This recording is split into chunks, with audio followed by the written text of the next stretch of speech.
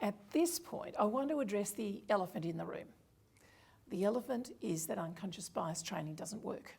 I've heard that, there's been things written about it.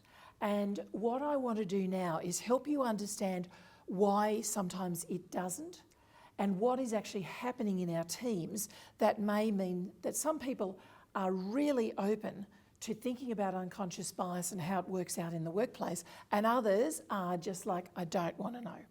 So I've developed my bias ladder, and all of us, every single one of us, starts here.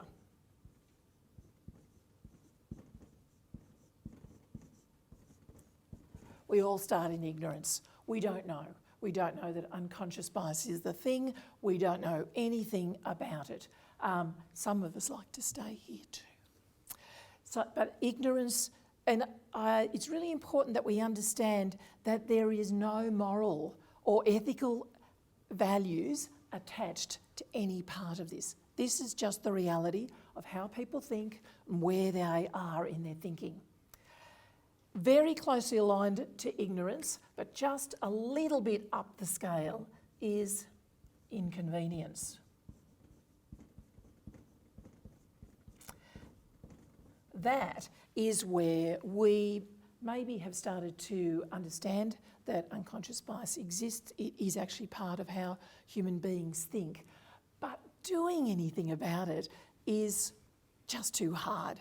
It's an inconvenience. It's, look, let's just put it on the back burner.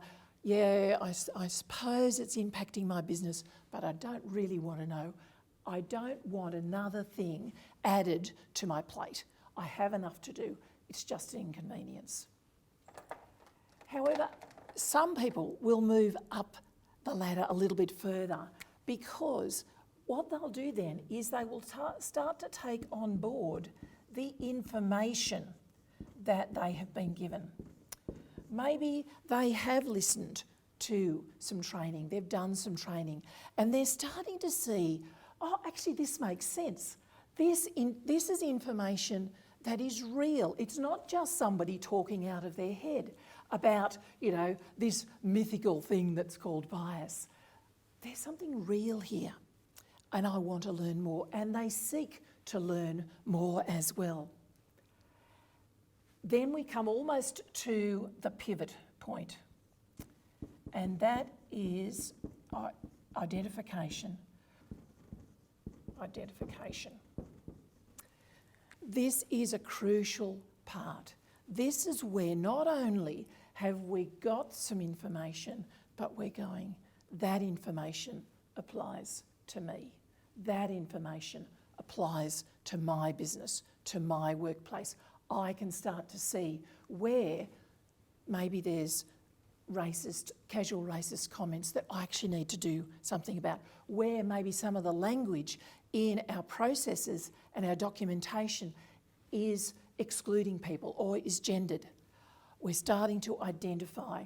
This is an area of real honesty and courage, is when we get to that identification place and go, I own it.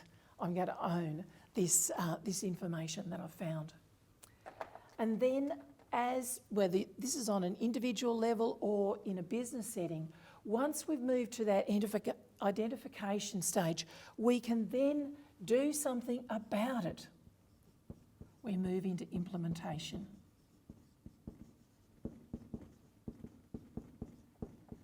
And I read a fantastic post on LinkedIn just last week from a company, a law firm, who I'd had something to do with early last year, and they're continuing to do in-house unconscious bias training.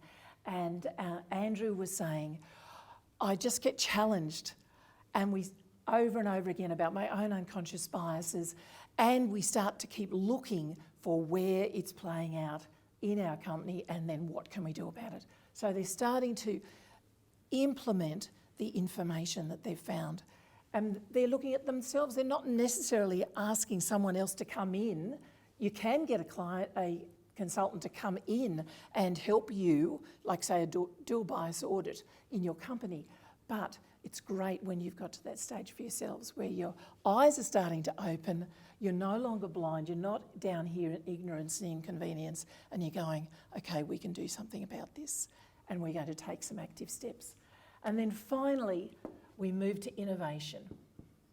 Innovation, that's where we start to get creative. What are the things that I can do in my business or in my life that is fresh and new? How can I turn the biases that I'm identifying with the information that I have?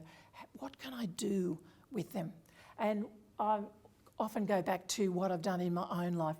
As someone who grew up in the southern suburbs of Sydney in a very largely white monocultural area, somewhere along the line I learnt that difference was a threat.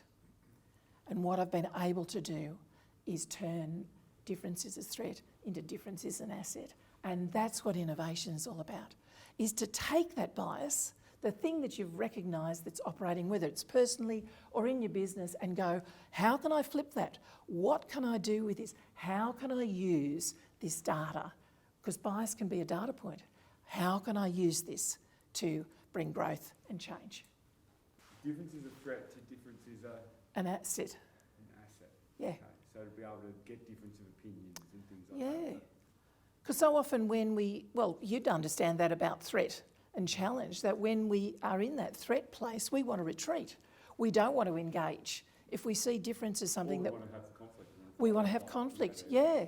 But whereas if we can see that difference allows us to have broader perspectives, ones we don't necessarily agree with, and we've talked about, people being able to have difference of opinion and, maybe some robust conversation about it.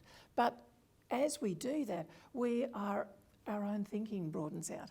We actually make relationships. What was that quote you had from Abraham Lincoln about a person you don't know? I don't like that man. I need to get to know him better. Yeah. So difference is now an asset. Yeah.